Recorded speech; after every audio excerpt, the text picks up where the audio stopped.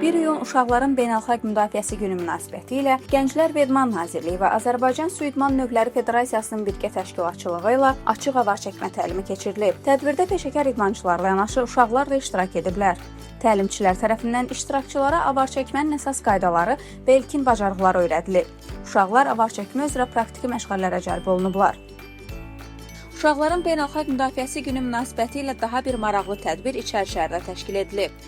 Uşaqlar üçün idman proqramı çərçivəsində taekvondo, judo, şahmat, kapoeira, güləş və gimnastika idman növləri üzrə müvafiq federasiyaların stendləri qurulub. Uşaqlar müxtəlif idman növləri ilə yaxından tanış olub, həmyaşıdlarını da idman fəaliyyətlərinə qoşulmağa təşviq ediblər.